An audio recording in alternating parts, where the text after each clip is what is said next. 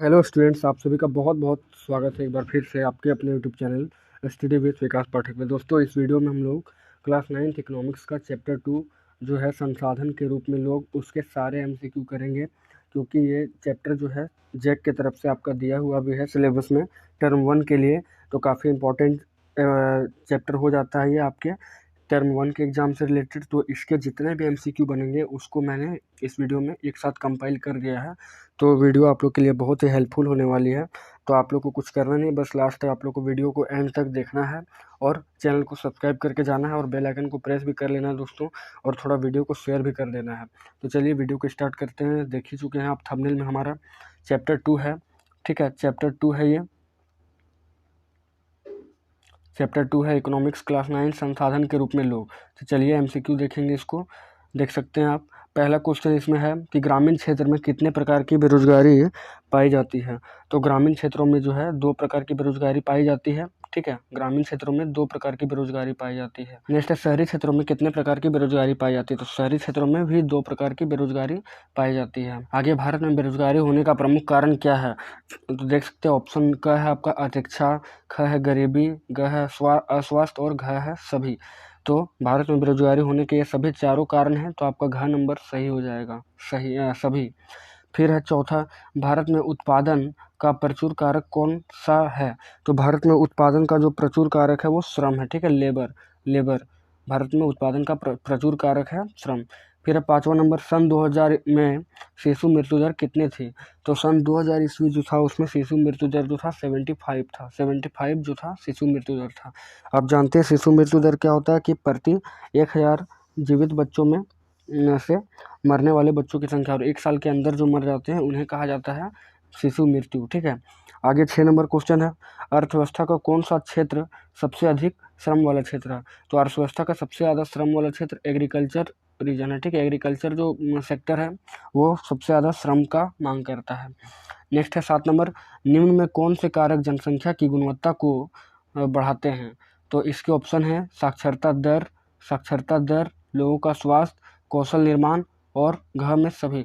तो आप देख सकते हैं कि जनसंख्या की गुणवत्ता को बढ़ाने के तीनों कारक हैं जो जनसंख्या की गुणवत्ता को बढ़ाते हैं। तो इसका आंसर हो जाएगा घ सभी। आगे 8 नंबर है, भारत के किस राज्य में न्यूनतम प्रति व्यक्ति आय है। तो भारत के बिहार राज्य जो है उसमें न्यूनतम प्रति व्यक्ति आय है, बिहार में। ठीक है, नेक्स्ट है, ग्रामीण क्षेत्र के प्रतिभाशाली बच्चों को शिक्षा प्रदान करने के लिए किन आवासीय विद्यालयों की स्थापना की योजना है। तो ग्रामीण क्षेत्रों में प्रभावशाली जो बच्चे हैं प्रतिभाशाली, उसको आगे करने के लिए कौन से विद्यालय को खोला गया है, नवोदय। ठीक है, नवोदय विद्यालय। आगे 10 नंबर क्वेश्चन है, शहरी क्षेत्रों में कौन सी बेरोजगारी नहीं पाई जाती है। तो शहरी क्षेत्रों में मौसमी बेरोजगारी नहीं पाई जाती। ठीक है, मौसमी बेरोजगारी जो है गाँवों में पाई जाती है। नेक्स्ट है, मौसमी बेरोजगारी किस क्षेत्र में पाई जाती है। तो मौसमी बेरोजगारी ग्रामीण क्षेत्र में, जो रूरल एरिया उसमें मौसमी बेरोजगारी पाई जाती है। नेक्स्ट है, किसी देश की श्रम शक्ति या श्रम बल की उम्र क्या है। तो 15 से 59 वर्ष तक की आयु जो होती है उसमें व्यक्ति श्रम कर सकता है, 15 से 59 वर्ष की आयु। नेक्स्ट है 13 नंबर क्वेश्चन, किस प्रकार की जनसंख्या अर्थव्यवस्था पर भार होती है। बहुत ही इंपॉर्टेंट क्वेश्चन है कि किस प्रकार की जनसंख्या जो है वो अर्थव्यवस्था पर भार हो जाती है। तो अशिक्षित और अस्वस्थ जनसंख्या जो है वो जनसंख्या अर्थव्यवस्था पर भार हो जाती है, अशिक्षित और अस्वस्थ। नेक्स्ट है 14 नंबर, प्राथमिक शिक्षा प्रदान करने में राज्य और स्थानीय सरकार ने कौन सा महत्वपूर्ण कदम उठाया है। प्राथमिक शिक्षा प्रदान करने में राज्य और स्थानीय सरकार ने कौन सा महत्वपूर्ण कदम उठाया है। तो वो है सर्व शिक्षा अभियान। नेक्स्ट है 15, जीएनपी से क्या तात्पर्य है। तो जीएनपी क्या है, ग्रॉस नेशनल प्रोडक्ट। ठीक है, ग्रॉस नेशनल प्रोडक्ट मतलब सकल राष्ट्रीय उत्पाद, जीएनपी। उसके बाद जीएसटी क्या है। तो जीएसटी क्या है, जीएसटी का फुल फॉर्म होता है गुड्स एंड सर्विस टैक्स, मतलब वस्तु और सेवा कर। जो भी वस्तु आते हैं और सेवा आते हैं उस पर एक टैक्स लगा दिया जाता है, जिसे जीएसटी के माध्यम से जाना जाता है। 17 नंबर है, जीडीपी क्या है। तो जीडीपी का फुल फॉर्म होता है, जीडीपी आप देख सकते हैं, जीडीपी का फुल फॉर्म होता है ग्रॉस डोमेस्टिक प्रोडक्ट। ठीक है, ग्रॉस डोमेस्टिक प्रोडक्ट मतलब सकल घरेलू उत्पाद। आगे 18 नंबर है, जापान का किस संसाधन में अधिक निवेश है। जापान जो है वो किस संसाधन में सबसे ज़्यादा अधिक निवेश किया है। ठीक है।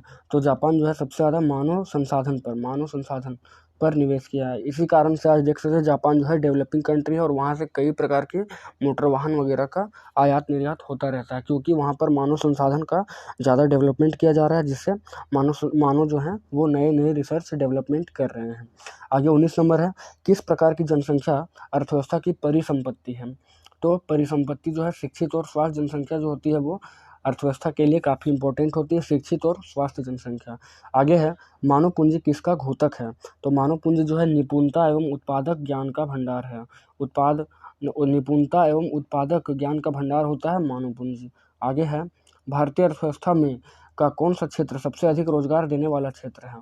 तो भारतीय अर्थव्यवस्था का सबसे अधिक रोजगार देने वाला क्षेत्र प्राथमिक क्षेत्र है, क्योंकि इसमें कृषि, वानिकी, खनन, मत्स्य पालन, पशुपालन इत्यादि आते हैं। तो बहुत सारे जो हैं भारत के बहुत से जनसंख्या जो है प्राथमिक क्षेत्र में लगे हुए हैं, क्योंकि इसमें कृषि भी है। तो कृषि जो है लगभग 75% भारत की जनसंख्या कृषि पर निर्भर होती है। फिर है 22 नंबर, जीडीपी में सबसे अधिक योगदान कौन सा क्षेत्र करता है? तो जीडीपी में सबसे अधिक योगदान जो है तृतीय क्षेत्र टेरिटरी सेक्टर करते हैं, ठीक है। जीडीपी 23 में है, निम्न में कौन प्राथमिक क्षेत्रों में शामिल है? तो प्राथमिक क्षेत्र में शामिल है, तो ऑप्शन आपका क है विनिर्माण, ख है पर्यटन, ग है वानिकी और घ है संचार। तो आप देख सकते हैं कि वानिकी जो है वो प्रथम प्राथमिक क्षेत्र में शामिल होता है, वानिकी। क्वेश्चन है कि निम्न में कौन सा द्वितीय क्षेत्र में शामिल है? निम्न में कौन सा द्वितीय क्षेत्र में शामिल है? तो आप इसके ऑप्शन है मुर्गी पालन, ख नंबर है विनिर्माण, ग नंबर है परिवहन और घ नंबर है उत्खनन। तो आपका विनिर्माण जो है ये आपका द्वितीय क्षेत्र में शामिल हो जाएगा, विनिर्माण। नेक्स्ट है 25 नंबर, निम्न में कौन सा तृतीय क्षेत्र में शामिल है? तो तृतीय क्षेत्र में शामिल कौन हो सकता है? सेवा। तृतीय क्षेत्र को सेवा क्षेत्र भी कहते हैं। तो आपका ऑप्शन है क नंबर मछली पकड़ना, ख है व्यापार, ग है खनन और घ है स्वास्थ्य। तो स्वास्थ्य जो है वो सेवा क्षेत्र है और सेवा क्षेत्र को ही हम लोग तृतीय क्षेत्र के रूप में जानते हैं। तो आपका स्वास्थ्य हो जाएगा आंसर। फिर है 26 नंबर, 26 में है, राखी द्वारा अपने घर में खाना पकाना, कपड़े और बर्तन साफ करना किस प्रकार के कार्य के अंतर्गत आता है? तो ये है गैर आर्थिक क्रिया, क्योंकि अपने घर में जब वे काम कर रहे हैं तो इसको कोई भी इकोनॉमिक रूप से कोई भी इसको मदद नहीं मिल रही, इसलिए यह गैर आर्थिक क्रिया के अंतर्गत आता है। नेक्स्ट है, रिश्वत लेने की गतिविधि को आप किस श्रेणी में वर्गीकृत करेंगे? तो रिश्वत लेना जो होता है वो गैर आर्थिक क्रिया है, क्योंकि रिश्वत आपको नहीं लेना चाहिए और इस प्रकार से यह गैर आर्थिक क्रिया हो जाएगा। तो ग नंबर आपका ऑप्शन सही होगा 27 का। 28 नंबर है, निम्न में कौन सा क्षेत्र मौसमी बेरोजगारी की समस्या का सामना करता है? आपके ऑप्शन है क कृषि, ख है सेवा क्षेत्र, ग है व्यापार और घ है आईटी क्षेत्र। तो इसमें जो मौसमी बेरोजगारी की समस्या का जो सामना करता है यह है ख कृषि, ठीक है। नेक्स्ट है 29, किस क्षेत्र में शिक्षित बेरोजगारी की समस्या बहुत आम हो गई है? तो शिक्षित बेरोजगारी की समस्या जो हो गई है वो शहरी क्षेत्र में, क्योंकि शहरी क्षेत्र में जो है वो पॉपुलेशन का डेंसिटी पाया जाता है, डेंसिटी ऑफ पॉपुलेशन और जनसंख्या भी ज़्यादा होती है। तो इसके चलते वहाँ पर काफ़ी ज़्यादा लोग शिक्षित हैं पर फिर भी बेरोजगार हो गए हैं। आप देख सकते हैं कि MBA चाय वाला आप यूट्यूब चैनल देखते होंगे, तो देख सकते हैं आप MBA कर करके बहुत सारे व्यक्ति जो है चाय तो कुछ पकौड़ा इस प्रकार के खोल लेते हैं अपना क्लिनिक, ठीक है, या दुकान। तो काफ़ी ज़्यादा बेरोजगारी होती है शिक्षित शहरी बेरोजगारी का। नेक्स्ट है, किसी काम के लिए 30 नंबर क्वेश्चन है, किसी काम के लिए 5 लोगों की आवश्यकता है लेकिन 12 लोगों को शामिल किया जाता है, यह किस प्रकार की बेरोजगारी है? तो यह प्रच्छन्न बेरोजगारी को दर्शाती, प्रच्छन्न बेरोजगारी। नेक्स्ट है 31, निम्न में किस क्षेत्र में प्रच्छन्न बेरोजगारी पाई जाती है? क नंबर है उद्योगों में, ख है कृषि में, ग है खनन में और घ है मछली पालन में। तो इसका आंसर हो जाएगा ख नंबर, कृषि में जो है प्रच्छन्न बेरोजगारी पाई जाती है।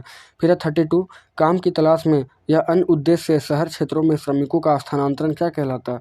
तो यह प्रवास कहलाता है और इसे इंग्लिश में माइग्रेशन कहते हैं, माइग्रेशन, ठीक है। आगे है, सर्व शिक्षा अभियान का उद्देश्य किस आयु वर्ग के बच्चों को शिक्षा का बढ़ावा देना है? तो यह 6 से 14 वर्ष के बच्चों के लिए इसमें शिक्षा को बढ़ावा देने का काम किया जाता है गवर्नमेंट की तरफ से। आगे 34 नंबर, शिशु मृत्यु दर का तात्पर्य एक वर्ष में, शिशु मृत्यु दर का तात्पर्य खाली स्थान वर्ष से कम आयु के बच्चों की मृत्यु से है। तो इसका आंसर हो जाएगा 1 वर्ष, ठीक है। 1 वर्ष से कम व्यक्ति के आयु के बराबर होता है 34 नंबर। 35 नंबर है, 2001 के अनुसार किस राज्य की साक्षरता दर सर्वाधिक है? तो 2001 की जनगणना के अनुसार जो है साक्षरता दर वो केरला में सर्वाधिक है, केरल, ठीक है, जो भारत के दक्षिणी राज्य में है। फिर है 36 नंबर, 2001 में साक्षरता दर का प्रतिशत क्या था? तो 2001 के अनुसार साक्षरता दर 65% थी, 65%। आगे 37 है, 2001 की जनगणना के अनुसार भारत का लिंगानुपात कितना था? तो 2001 में जो है 933 महिला थी प्रति 1000 पुरुष में, 933 महिला। नेक्स्ट है 38 नंबर, किस क्षेत्र में निवेश करने से मानव पूंजी का निर्माण होता है? तो मानव पूंजी का निर्माण कब होता है? जब हम शिक्षा, स्वास्थ्य, प्रशिक्षण इत्यादि सभी क्षेत्रों में निवेश करेंगे तो क्या हो जाएगा आपका? तब होगा मानव पूंजी का निर्माण, ठीक है। तो इसका घ नंबर ऑप्शन एकदम करेक्ट होगा। नेक्स्ट है 2000 में 2000 ईस्वी में जीवन प्रत्याशा क्या थी? तो 2000 ईस्वी जो था उसमें जीवन प्रत्याशा थी 64 वर्ष के ऊपर, 64 वर्ष, 64 ईयर के ऊपर। नेक्स्ट है 40 नंबर क्वेश्चन, भारत के किस राज्य में भूमि सुधार के उपायों से गरीबी कम करने में मदद मिली? तो पश्चिम बंगाल राज्य ऐसा है जहाँ पर भूमि सुधार के उपाय से गरीबी कम करने में काफ़ी ज़्यादा हेल्प मिली थी। आगे 41, जिन देशों ने शिक्षा और स्वास्थ्य के क्षेत्र में निवेश किया वे कैसे देश बने? तो वे विकसित देश बने थे। जिन देशों में शिक्षा और स्वास्थ्य के क्षेत्र में निवेश किया गया वे विकसित देश बने। आगे है, भारत में सूचना प्रौद्योगिकी में क्रांति किसके महत्व को दिखाता है? तो ये मानव पूंजी के महत्व को दिखाता है। नेक्स्ट 43 है, मानव संसाधन किसे कहते हैं? तो मानव संसाधन जो है हम लोग जनसंख्या को कहते हैं मानव संसाधन। 44 है, महिलाओं में साक्षरता दर में कमी का क्या कारण है? तो महिलाओं में साक्षरता दर में कमी का कारण होता है समान शिक्षा के अवसरों में कमी। आज भी बहुत ऐसे एरिया है, बहुत ऐसे जगह हैं जहाँ पर महिलाओं को शिक्षा नहीं दिया जाता है और उसे जल्द ही मतलब बाल विवाह ही कर दिया जाता है उसका, क्योंकि समाज में एक ऐसी धारणा बनी हुई है कि आखिर लड़की लोग पढ़ के क्या कर सकती है। तो ये कारण है कि समान शिक्षा के अवसर इसमें नहीं मिले हैं, इसलिए साक्षरता दर में महिलाओं की कमी है। उसके अलावा कन्या भ्रूण हत्या भी साक्षरता दर में कमी होती है। आगे 45 नंबर, परछन बेरोजगारी का पता कैसे लगाया जा सकता है? तो अगर आपको परछन बेरोजगारी का पता लगाना है तो आप कृषि क्षेत्र से रिलेटेड अगर हैं तो आपको परछन बेरोजगारी का आइडिया लग जाएगा, पर तो कृषि क्षेत्र से होगा। नेक्स्ट है 46 नंबर, वैज्ञानिक और तकनीकी रूप से जनशक्ति में भारत का विश्व में कौन सा स्थान है? तो वैज्ञानिक और तकनीकी रूप से जनशक्ति में भारत का 3rd स्थान है, ठीक है, तीसरा। नेक्स्ट है 47 नंबर, गृहिणी द्वारा किया गया कार्य किस प्रकार की क्रिया है? तो गैर आर्थिक क्रिया है, गैर आर्थिक क्रिया। नेक्स्ट है, बाजार में कमाई के 2 निर्धारक तत्व क्या हैं? तो बाजार में कमाई के 2 निर्धारक तत्व होते हैं शिक्षा और कौशल, ठीक है, एजुकेशन एंड स्किल, ठीक है। नेक्स्ट है 49, सेवा क्षेत्र, सेवा क्षेत्र किसे कहा जाता है? तो सेवा क्षेत्र जो है वो तृतीय क्षेत्र को कहा जाता है सेवा क्षेत्र। आगे 50 नंबर है, किसमें जनसंख्या की गुणवत्ता निर्भर नहीं करती? तो ऑप्शन है आपके साक्षरता दर, बी नंबर ऑप्शन है व्यक्ति का स्वभाव, स्वास्थ्य, सी है कौशल निर्माण और एक व्यक्ति का जन्म। तो जो व्यक्ति का जन्म होता है वो जनसंख्या की गुणवत्ता पर निर्भर नहीं करती है। नेक्स्ट है 51, माध्यमिक क्षेत्र में क्या शामिल है? तो इसका ऑप्शन है विनिर्माण, वानिकी, व्यापार और उत्खनन। तो माध्यमिक क्षेत्र आप समझ सकते हैं सेकेंडरी क्षेत्र, ठीक है, द्वितीयक क्षेत्र। द्वितीयक क्षेत्र में क्या आते हैं? विनिर्माण आते हैं। नेक्स्ट है 52, रिश्वत लेना क्या है? तो रिश्वत लेना एक गैर आर्थिक गतिविधि है। आगे है 53 नंबर, विलास और सकल किस गांव में रहते थे? तो विलास और सकल जो है वो सोमापुर गांव में रहते थे, सेमापुर, ठीक है, सेमापुर गांव में। फिर है इनमें कौन 54 नंबर, इनमें कौन मानव पूंजी निर्माण में प्रशिक्षण की भूमिका को दिखा रहा है? तो ऑप्शन क है विलास, ख है गीता, ग है सकल और घ है महेश। तो सकल जो था यही आपका प्रशिक्षण की भूमिका को दर्शा रहा था। आप जब कहानी पढ़ेंगे तब आपको सारे आइडिया हो जाएंगे, ठीक है। 55 नंबर है, विलास की कहानी हमें क्या सीख देती है? तो विलास जो था उसकी कहानी हमको सीख देती है कि मानव पूंजी निर्माण में शिक्षा की महत्वपूर्ण भूमिका होती है। मानव पूंजी निर्माण जो होती है उसमें शिक्षा की महत्वपूर्ण भूमिका है, यही सीख हमको विलास की कहानी पढ़ने से लगता है। आगे 56 नंबर है कि सॉरी, कहानी में मछुआरा कौन था? तो कहानी में मछुआरा जो था विलास और महेश था। विलास कौन था? महेश का बेटा था और महेश की मृत्यु हो जाती है और विलास जो है नहीं पढ़ पाता है और इसकी वजह से क्या होता है कि विलास को भी मछुआरे का ही काम करना पड़ता है और दोनों माँ बेटी जो है गीता और विलास दोनों मछुआरा मछली पकड़ते हैं और मारकर इसे बेचते हैं और उससे अपना जीवन यापन करते हैं। नेक्स्ट 57 नंबर है, बूटा का व्यवसाय क्या था? तो बूटा इस कहानी में एक खेतिहर मजदूर था, ठीक है, बूटा जो है वो खेतिहर मजदूर था। 58 नंबर है कौन गठिया का रोगी था? तो विलास जो था वो गठिया का रोगी हो चुका था और इसलिए इस कारण से वो पढ़ नहीं पाया और अपने छोटे भाई का वो देखभाल करता था और मछली पालन भी करता था विलास। इस कारण से वो स्कूल वगैरह नहीं जा सका और पढ़ाई नहीं कर सका था। नेक्स्ट है 59 नंबर, शिशु मृत्यु दर में कमी के क्या कारण है? तो शिशु मृत्यु दर में कमी के मुख्य कारण हैं क्या क्या है? इसके ऑप्शन है नियमित जांच, ख नंबर है उपरोक्त तो सभी, ग नंबर टीकाकरण, घ नंबर पोषण आहार उपलब्ध कराना। तो आपका उपरोक्त तो सभी जो ख नंबर है ये करेक्ट हो जाएगा। नेक्स्ट है 60 नंबर, भारत में 1947 मतलब आज़ादी के समय साक्षरता दर कितना था? तो भारत की आज़ादी के समय साक्षरता दर जो था वो 12% के करीब था, 12%। और 1951 में ये कितना था? 18%। ठीक है, लिटरेसी रेट मतलब होता है साक्षरता दर। 2011 में साक्षरता दर कितना था? तो 74% था 2011 में। तो आप देख सकते हैं 1947 में 12% था और 2011 में 74% आ चुका है।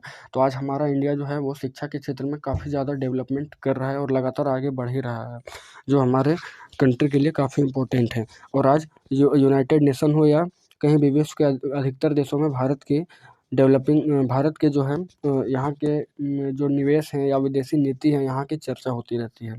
63 नंबर है, 2011 के अनुसार झारखंड की साक्षरता दर कितनी है? तो 2011 के अनुसार साक्षरता दर झारखंड की जो है वो 66.4% है, 66.4%।